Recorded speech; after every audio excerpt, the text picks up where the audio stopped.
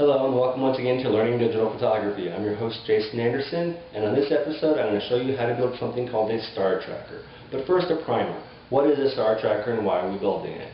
Well, a star tracker is something that tracks the movement of the stars. Because remember, just as the sun moves across the sky from east to west, stars also move across the sky during night photography. So if you go out and you say if you're carrying your tripod and you want to take a long exposure, and you're probably going to take long exposures because you really need to get long exposures to get enough light to hit the sensor. So if you're taking a long exposure and your camera and your tripod are moving along with the Earth, but they're not staying relative to the position of the stars, you're going to get star trails. And that's kind of cool if you want that kind of effect, but if you don't want those star trails, if you want crystal clear shots of these stars, and you want to have them right so you can actually see them on your sensor, you want to track them with something called a star tracker.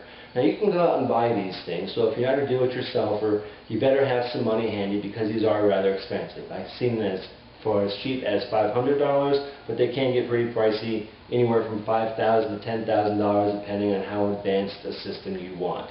But I read up on the line on how to do this and found out you can build your own star tracker for under $20. I went out today to Lowe's to get the materials necessary, and I'm going to take you with me as I build my first star tracker. Stay tuned and we'll get started right after this.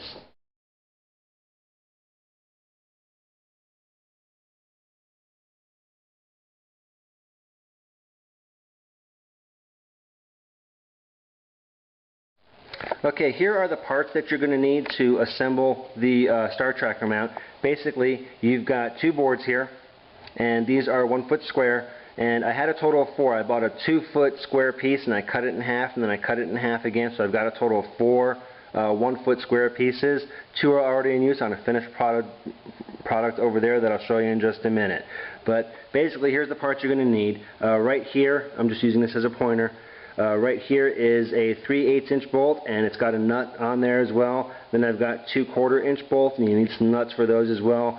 These are like 5, 10 cents, maybe 50 cents a piece. All told, you'll spend maybe $5 on your nuts and bolts. So go ahead and get some 3/8 inch and some 1/4 inch, because it'll be one or the other for your tripod head and tripod itself. The instructions called for a 1/4 inch one. Turns out my Bogen Manfrotto needed the 3/8 inch, but that was a very small over expense on my part, maybe an extra $1 or $2. Then I have these 2 bolts here. I've got the 3/8 inch bolt and the the 3/8 inch bit and the 1/4 inch bit, and these are what basically drill the holes to accommodate those bolts. Now, one thing I ended up doing that was a mistake that you can learn from is I started to countersink them so I could get those heads flat against the board, and because of the minimal length that these bolts come in, I ended up making too much of a hole so things weren't flush. I used some extra nuts though to firm things out, so I'll show you that in just a minute. One other thing I want to point out here are these paint cans. I don't have a lot of room for sawhorses in my garage, so I just used empty paint cans to elevate the boards off the floor so I could actually do the cuts. Now, moving over here, I have the instructions off the internet, of course. I have a power drill. I would highly recommend using a power drill, and then also a circular saw. That made the cuts and drilling go a lot easier. So we'll just go ahead and move up here to the finished product, and I'm going to show you a couple things here that were helpful in getting things done. So here we go, and here's another tool that I have, and this is basically a crescent wrench, and I use a crescent wrench to lock things down. I'll show you in just a minute how that works. But I'm going to go ahead and open this up so you can see what exactly was going on. Let me take another tool off here that I was just using. So here's what the inside looks like, and I'm just going to go ahead and set a tool down here briefly. So here's the inside, and on the inside I've got a little screw here on the edge, and I'll show you what that's for in a minute. You probably saw a little bit. And I've got that 6-inch bolt that I referenced earlier. So here's a 6-inch bolt. It's going through the 1 foot square here, and I've got a disc on there and a little nut that's holding that in place as well so it doesn't fall all the way down. So those are 2 other components you're going to need. Then I've also got 2 hinges here. This was a set, and combined these were $2. So I'm going to talk about the tripod side here, and I'll show you the bottom side. The tripod, you'll notice, is flush. It's nice and neat, and there's a screw in this tripod that goes up into the board. Now the problem is the screw doesn't go very deep. It only goes about a 1/4 inch, and because this board itself is a 1/2 inch thick, it wasn't going to fit all the way through. So I got some extra nuts, and I was going to build up this nut halfway and then take a screw and put it down there from the top. The problem was the screw was too long, so it was wobbling up here and wasn't really stable. So I ended up countersinking quite a bit more and just taking this down so that the nut can fit into the wood onto the screw that actually is part of the tripod itself. So you may want to countersink for that purpose, but on the other side you don't want to countersink. Here's why. By countersinking, I left too much of a gap so that the ball head wasn't flush with the board itself. So I ended up taking a nut and putting it in between the countersink to push that bolt back up a little bit so it's no longer flush. But that's just an aesthetic appearance thing. I'm not too worried about that. It doesn't really affect performance. So let me go ahead and close this up so you can see the bigger picture of what's going on here. And now you see that the ball head is flush against the top board door.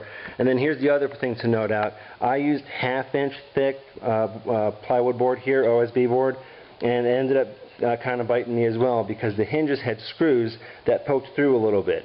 So basically I just got some 2-way tape and I peeled off the one side and I stuck it to there so that way it's covering that sharp edge so you don't cut yourself.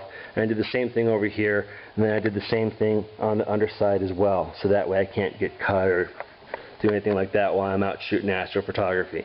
So I'll go ahead and open this back up.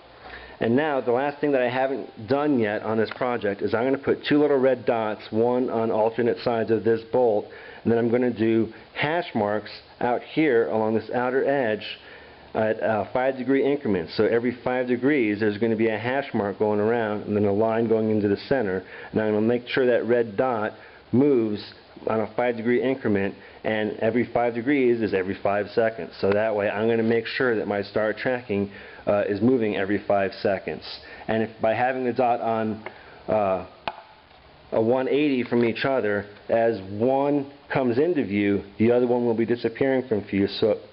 So I just turn that red dot going around on the hash marks, and that'll raise and lower the board. So the last thing that I'm going to mention here before I actually demonstrate it for you is this crescent wrench. I basically take this crescent wrench and I put it over here on this screw, and the reason why I'm doing that is because if you're turning this screw up, sometimes a nut can start to move with the screw itself.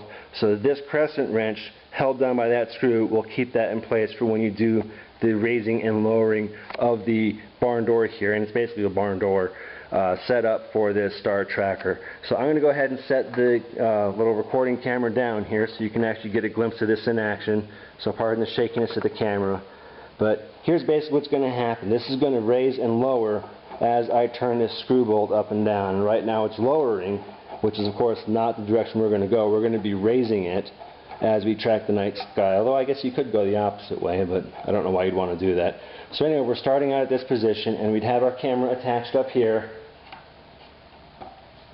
like so. So our camera's going to be pointing up at the sky, probably facing that way actually. And then as we track through the sky, we're going to raise this up.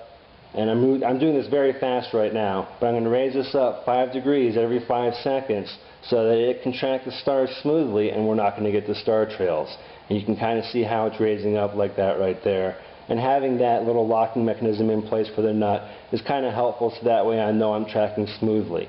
That is pretty much the tutorial for how to create your own star tracker. I did this whole thing for about 25 bucks. I'm going to return a few extra components that I ended up not needing. I already had a 3/8 inch drill bit. I forgot about that. And I'll return some extra nuts and bolts if I so inclined. Probably not. I'll keep those for other projects. Sorry, I just kicked the little ladder that the camera's on there.